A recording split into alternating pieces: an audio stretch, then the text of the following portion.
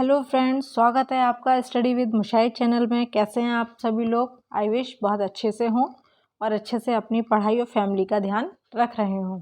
कैसे लग रही हैं आपको एमसीक्यूज़ की ये वीडियोस? अब पॉलिटी और मॉडर्न हिस्ट्री दोनों की स्टार्ट हो चुकी हैं। आई थिंक आप लोगों को शायद पसंद आ रही हूँ, क्योंकि कमेंट तो ज़्यादा कुछ नहीं होते, बस कुछ ही लोगों के रहते हैं।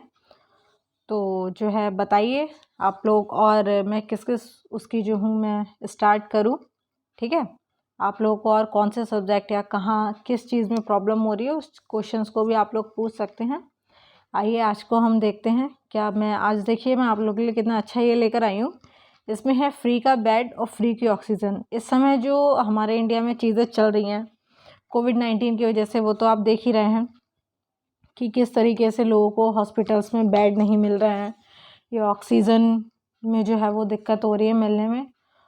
तो इसके लिए एक सबसे अच्छा तरीका ये है कि अभी जो स्थिति है उसमें तो सिर्फ गवर्नमेंट और जो है वो जो लोग भ्रष्टता में लिप्त हैं वो अपना जो है काम कम करें, तो ये चीज़ें जल्दी से सॉल्व हो सकती हैं। और काफ़ी हद तक सरकार ने चीज़ें ठीक की भी हैं, लोगों ने भी हेल्प की है बहुत। लेकिन मैं सिर्फ यही कहना चाहूँगी कि हमारा जो पर्यावरण है उसको जो है वो कम प्रदूषित करें। कम प्रदूषित करने से मतलब जहाँ तक कोशिश है कि जो भी पेड़ पौधे हैं उन्हें ना काटें, ठीक है?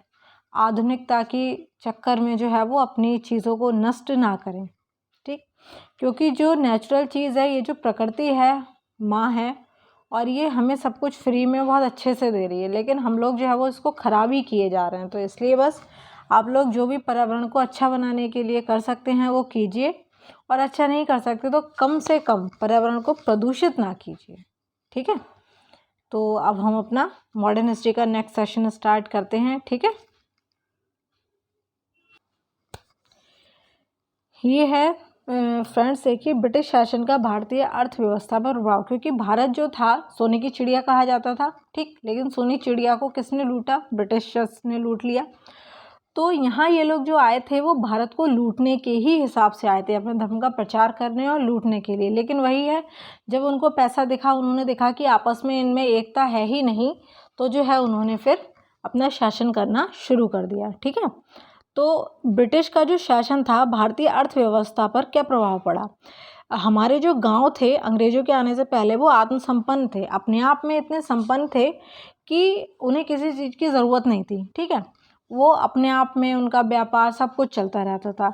लेकिन जब अंग्रेज आए, इन्होंने क्या किया कि हमारी रीढ़ ही तोड़ दी, यानी कि बैकबोन तोड़ दी। इन्होंने जो है हमारे गाँव थे वहाँ जो रोज़गार थे, छोटे छोटे जो लोग करते रहते थे और अपना जीवन यापन करते थे, बहुत खुशहाल थे, इन्होंने उनको ही तोड़ना शुरू किया, ठीक है?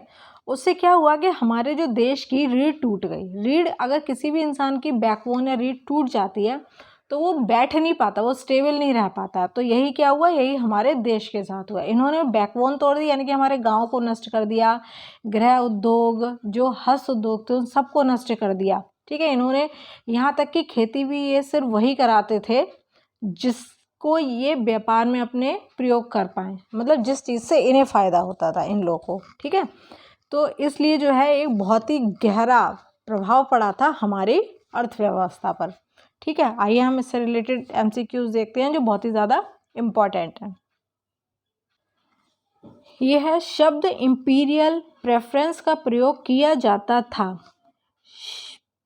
Imperial preference, option A Bharat में ब्रिटिश आयातों पर दी गई विशेष रियायतों के लिए, ऑप्शन बी ब्रिटिश नागरिकों द्वारा किए जा रहे प्रजातीय भेदभाव के लिए, ऑप्शन सी ब्रिटिश हित के लिए किए जा रहे भारतीय हित के दमन के लिए, ऑप्शन डी भारतीय रियासतों के राजाओं पर ब्रिटिश पॉलिटिकल एजेंट को दी जा रही तरजीह के लिए, ठीक है?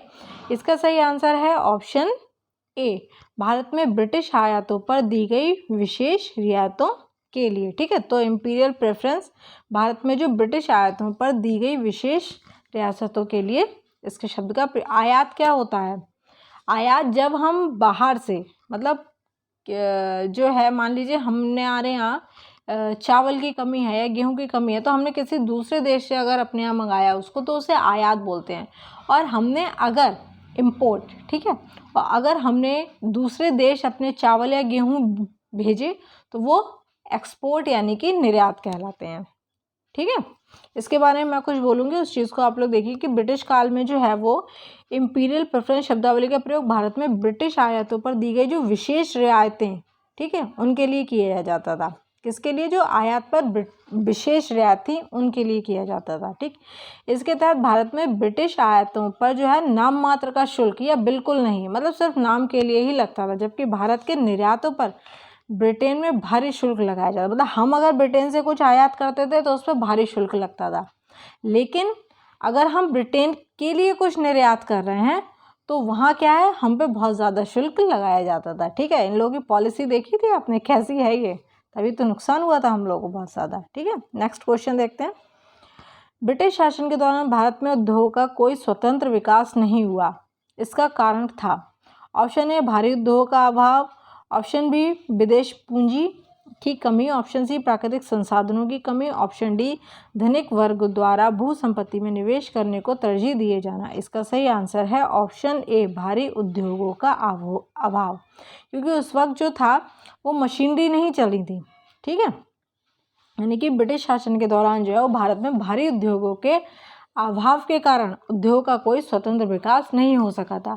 जो हमारे पंचवर्षीय आज़ादी के बाद जो पंचवर्षीय योजनाएं अपनाई गई थी, उनमें जो है वो भारी उद्योगों का विकास हुआ था। ठीक है, इन लोगों ने सिर्फ उतना ही काम किया था जितना इन्हें मतलब ज़रूरी लग रहा था, इनके हिसाब से ज़रूरी था, इन्होंने भारत के विकास के लिए नहीं किया। हाँ, कुछ काम ऐसे थे जो इन्होंने अपने भले के लिए किए थे, लेकिन उनमें कुछ चीज़ों से जो है वो भारत का भला हो गया, जैसे कि इन्होंने ट्रेन चलाई, अखबार वगैरह, प्रिंटिंग मशीन लगाई, इन सब चीज़ों से। ठीक है, नेक्स्ट क्वेश्चन देखते हैं। इस्तमरारी बंदोबस्त किसने लागू किया था? ठीक है, ये तो आप लोगों को शायद पता होगा। Option A Wellesley, option B Warren Hastings, option C Lord Cornwallis, option D Lord Dufferin. इसका सही आंसर है ऑप्शन सी लॉर्ड कॉर्नवालिस। कब की थी? 1793 में, 1793 में इसने ये लागू की थी। ठीक, इसे इस्तमरारी, जागीरदारी, मालगुजारी और बीसवेदारी आदि नामों से जाना जाता था। ये व्यवस्था बंगाल, बिहार, उड़ीसा तथा उत्तर प्रदेश के वाराणसी और उत्तरी कर्नाटक में लागू की गई थी। ठीक है, इसको किन किन नामों से जाना जाता है मैं रिपीट कर रही हूँ, आप लोग चाहें तो नोट कर लीजिए। इस्तमदारी, ठीक है, इस्तमरारी, जागीरदारी, मालगुजारी एवं बीसवेदारी। ठीक, और इन्हें कहाँ लागू किया गया था? बंगाल, बिहार, उड़ीसा तथा उत्तर प्रदेश के वाराणसी और उत्तरी कर्नाटक में इसे लागू किया गया था। इसमें जो था वो इसके अंतर्गत समूचे ब्रिटिश भारत के क्षेत्रफल का लगभग 19%, कितना? 19%। ठीक है, 19% जो है वो हिस्सा शामिल था। इसको जो है 10/1 सेकंड रुक जाइए।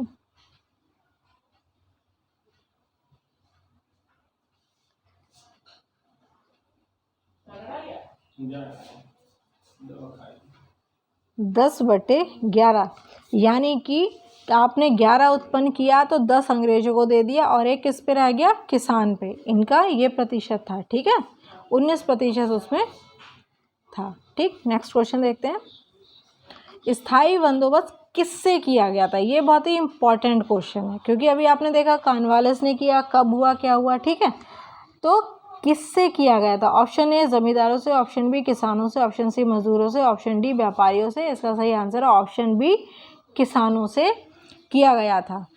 ठीक है, स्थायी बंदोबस्त के अंतर्गत जो है जमींदार जो थे वो छोटे पूंजीपति थे। ठीक, और जमींदारों को जो है वो जमींदारों को जमींदारी और जोत के उप आवंटन और बंटवारा करने का अधिकार प्राप्त हो जाने से भूमि पाने की प्रतिस्पर्धा बढ़ गई थी तथा जमींदारी को जो है वो काश्तकारों के बीच किराया वसूल करने वाले बिचौलिए की एक लंबी श्रृंखला का उदय हुआ था। किया किसानों से किया था, लेकिन जो बीच में जमींदार जो थे वो बस वसूल करते थे। ठीक है, उसमें क्या आपस में होड़बाजी शुरू हो गई थी, जिससे स्थिति किसकी खराब हुई थी? किसानों की ही खराब हुई थी। ठीक है, अगला क्वेश्चन देखते हैं। 1793 में लॉर्ड कॉर्नवालिस की भू व्यवस्था प्रणाली लागू होने के बाद कानूनी विवादों की प्रवृत्ति में बढ़ोतरी देखी गई। निम्नलिखित प्रावधानों में से किस एक को सामान्यतः इसके कारण के रूप में जोड़कर देखा जाता है? ठीक है। ऑप्शन ए, रैयत की तुलना में जमींदारी की स्थिति को अधिक सशक्त बनाना। Option B, East India Company को जमींदारों का अधिपति बनाना। ऑप्शन सी, न्यायिक पद्धति को अधिक कार्यकुशल बनाना। ऑप्शन डी, उपर्युक्त ए बी सी में से कोई भी कथन सही नहीं है, और इसका सही आंसर है ऑप्शन डी, उपर्युक्त में से कोई भी कथन सही नहीं है। इसमें क्या हुआ था, 1793 में जो है वो लॉर्ड कॉर्नवालिस के द्वारा क्या स्थायी बंदोबस्त यानी कि जमींदारी प्रथा लागू की गई थी। ठीक, जमींदारों का जो है भूमि पर वास्तविक अधिकार स्वीकृत कर लिया गया था, लेकिन किया किससे गया था, किसानों, सॉरी एक सेकंड,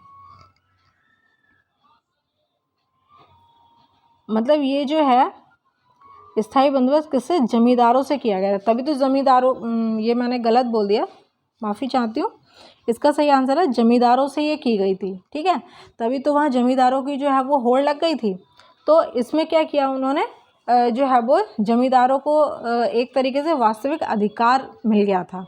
ठीक है, कि जब तक कि वे लगान एकत्र कर उसका 10/11 भाग सरकार को देते रहते थे, लेकिन जमींदारी का जो भू क्षेत्र था वो निर्धारित नहीं था।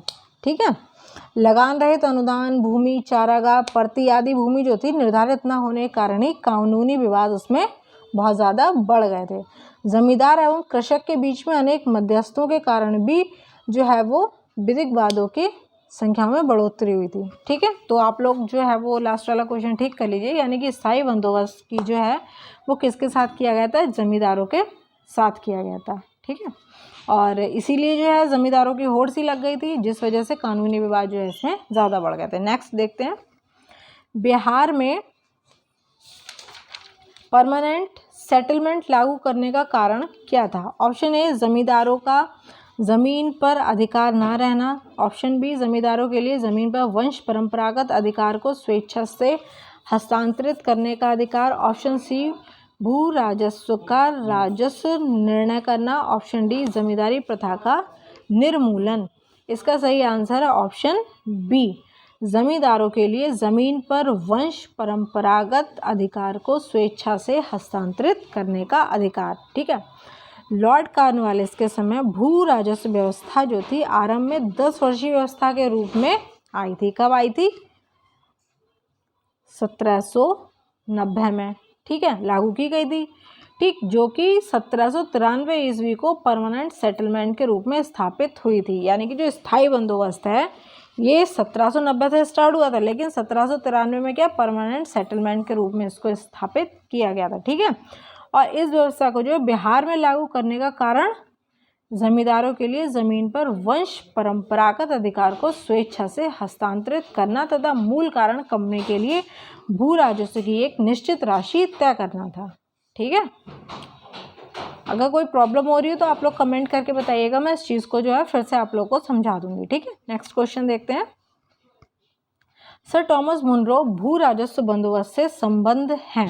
ठीक, मतलब सर टॉमस मुनरो का इनमें से किससे संबंध है। ठीक, ऑप्शन ए, स्थायी बंदोबस्त।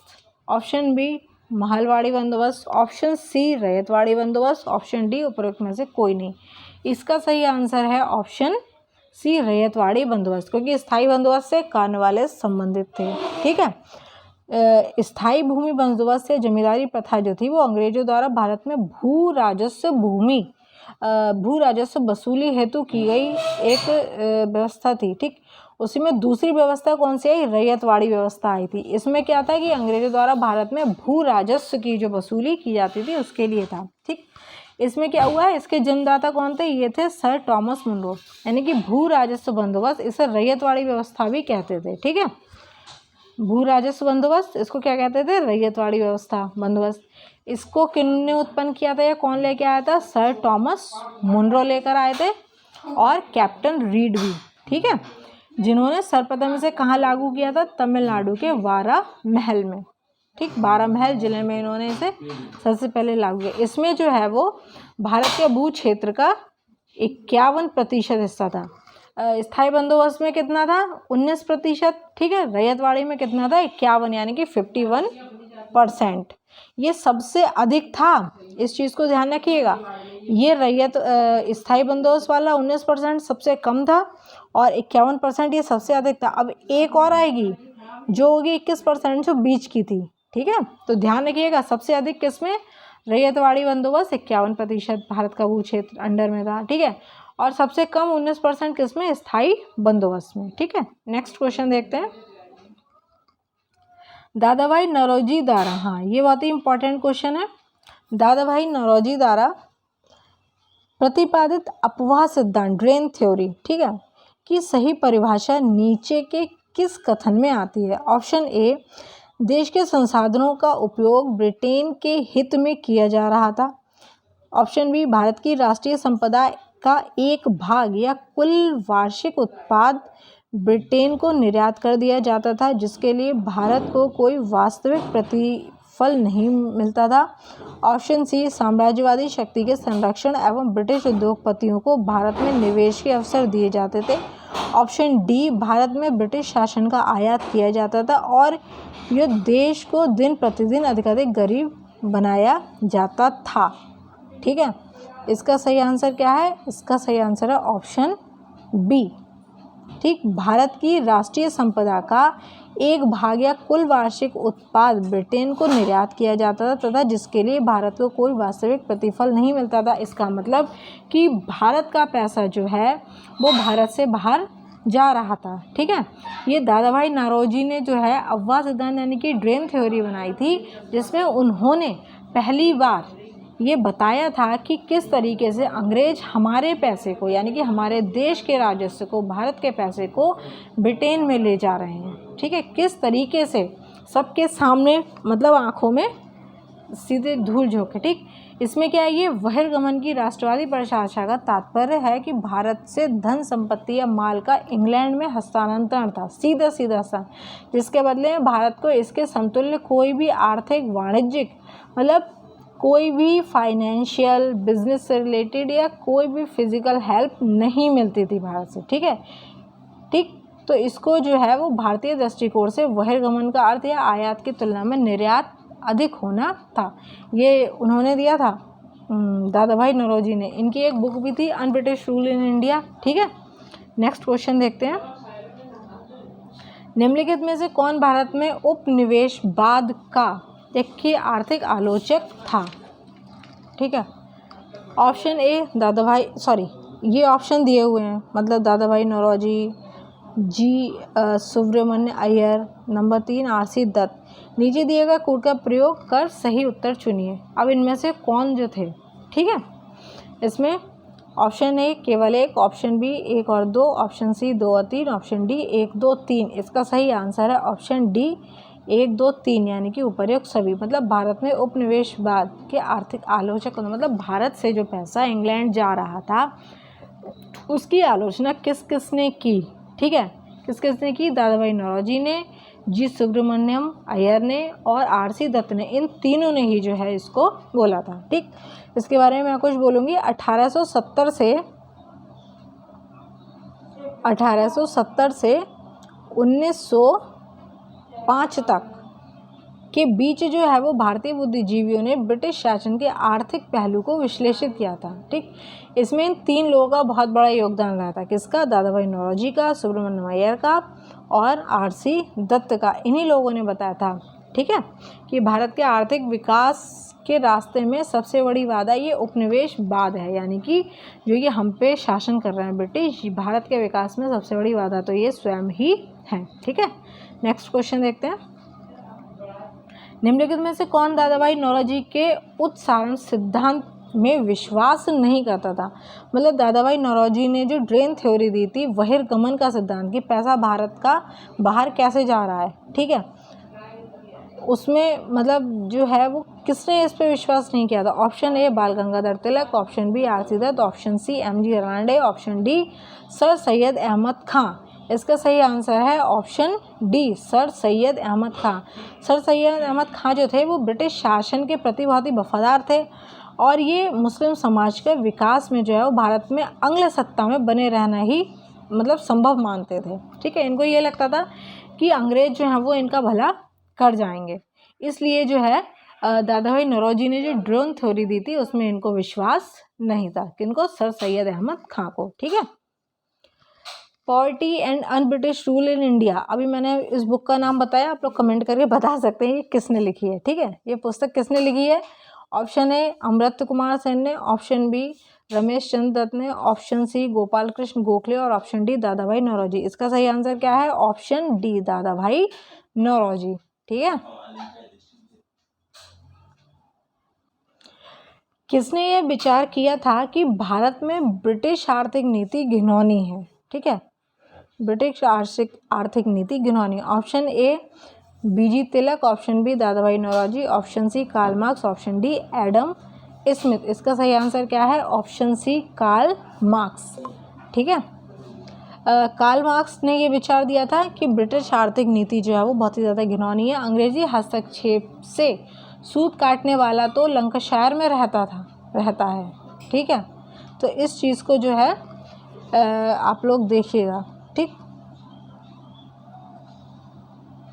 इसमें उन्होंने बताया था कि किस तरीके से जो अंग्रेजी हस्तक्षेप से सूत काटने वाला तो लंकाशायर में रहता था, लेकिन जो यहाँ बंगाल और उसका आर्थिक आधार जो था समाप्त होने के कारण लगभग लुप्त हो गया था। ठीक है, और जो लाखों चरखों और हस्तकरघों से असंख्य काटने वाले बुनकरों को जन्म दिया था, वे समाज के केंद्र बिंदु बने रहे। किंतु अब इस देश में सूती कपड़ों की मानो बाढ़ आ गई थी। लेकिन कहाँ से? यहाँ से कच्चा माल ले जाते थे वो ब्रिटेन, और वहाँ से मतलब उन्होंने सूती कपड़ों के घर में ही सूते कपड़ों की भरमार कर दी थी। लेकिन उन्होंने यहाँ के जो लघु उद्योग थे या बुनकर थे उन सबको ख़त्म कर दिया था। वो सिर्फ ब्रिटेन से सारी चीज़ें लेकर आते थे। ठीक है, तो फ़िलहाल आज के लिए इतना ही। अब हम जो है अगले वीडियोज़ में जो है मैं नेक्स्ट टॉपिक लेकर आऊँगी, और आप लोग बताइए कैसी लगी आपको ये वीडियो। अगर कोई प्रॉब्लम हो तो आप लोग शेयर कर सकते हैं, और आप लोगों को पढ़ाई से कोई रिलेटेड दिक्कत हो रही हो तो उसके लिए भी आप कमेंट कर सकते हैं, मैं आप लोगों को उसका सॉल्यूशन दूंगी। Okay, thank you.